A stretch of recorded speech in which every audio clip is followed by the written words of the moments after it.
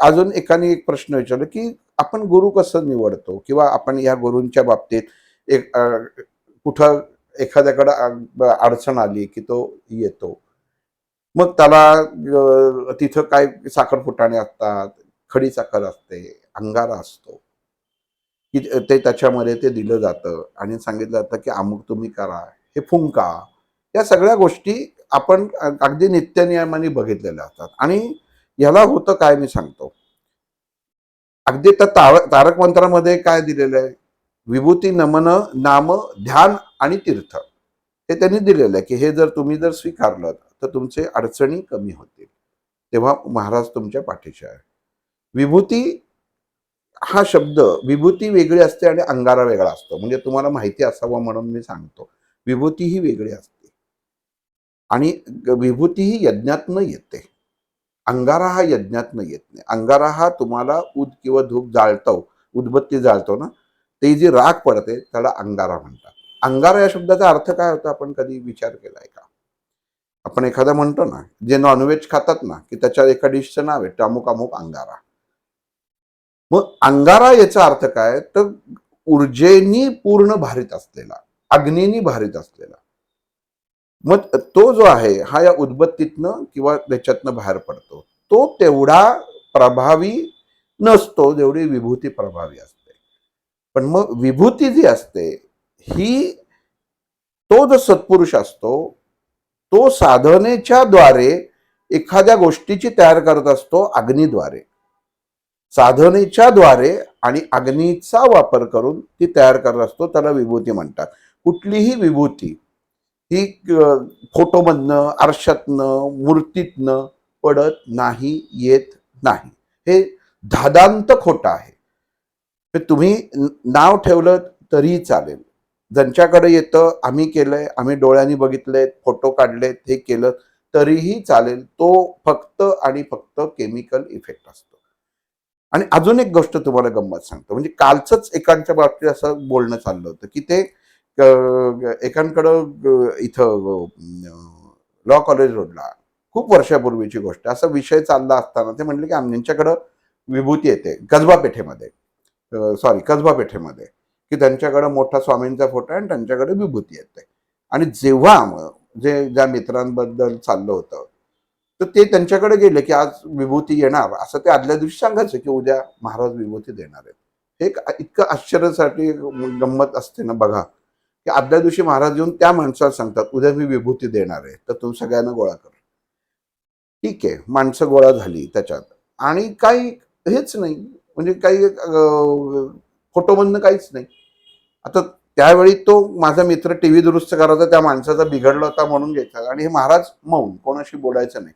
जोपर्यंत अंगारा विभूती येत नाही तोपर्यंत महाराज कोणाशी बोलणार नाही. आणि मग झालं कसं, की हा तेव्हा तो इलेक्ट्रॉनिक वस्तू रिपेअर करायला गेला होता, महाराज फक्त त्याच्याशी बोलले. मग एकाने विचारलं, की तुम्ही ह्याच्याशी कसं बोललात तुम्ही? तर मौन व्रत धारण करतात. ते म्हणले, की ते माझा टीव्ही बंद पडला ना, ते सांगायला पाहिजे ना, त्याचा आणि ह्याचा काही संबंध नाही. ठीक आहे. म्हणजे अशी आमची एक हे चालली होती. आणि मग त्या दिवशी काही विभूती नाही. मग सांगितलं, की आज महाराज रागावलेले दिसतायत. त्याच्यामुळे महाराजांनी आज विभूती देणं रद्द केलंय, असं मला आत्ता येऊन अंतर्मनामध्ये सांगितलेलं आहे. मग परत जेव्हा येईल तेव्हा मी सांगेन. आता तुम्ही साधा विचार करा, ह्याला तुम्ही काय म्हणणार आहात? का म्हणजे कुठंतरी जरा तर तुम्ही गणित आणि अर्थ लावायला सुरुवात करा. कुठंही अर्थ लागणार नाहीये. कुठंही त्याच्यामध्ये तुम्हाला काहीही प्राप्ती होणार नाही. हे जे सांगतात, मग कुठलाही मोठा मठ असो, मंदिर असो, हे जर झालं ना, तर खरंच मला असं वाटतं, की तुम्ही पोलीस कंप्लेंट करावी अंधश्रद्धा निर्मूलनकडं, की यांच्या इथं विभूती येते, ती तुम्ही शोधून काढा. मग लोकांना कळेल. कारण लोकांची फसगत करणं हा मोठा गुन्हा आहे. भावनात्मक फसगत करणं.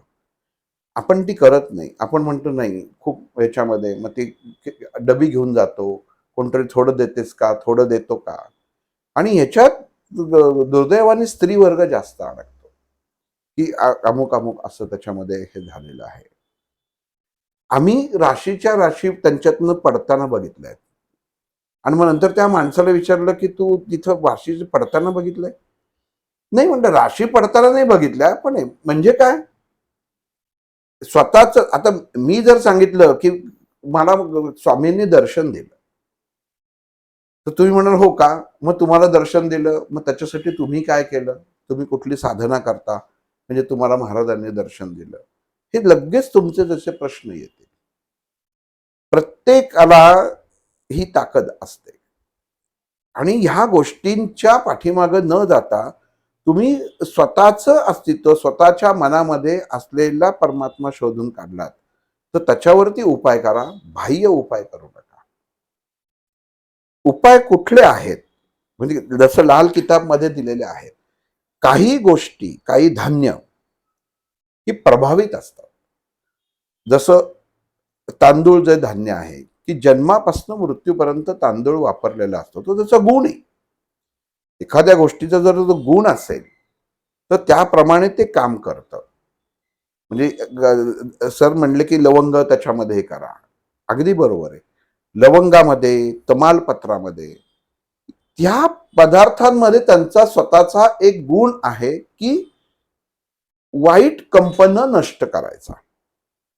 फक्त ती काही लवंग तुम्हाला त्या दुकानातनं खरेदी करायला लागत नाहीत किंवा काय करायचं ते नाही. मनाची ताकद जर तुमची बळकट असेल तर तुम्हाला ह्या गोष्टी लागणार पण नाही. ह्या गोष्टी करायची गरजच लागत नाही.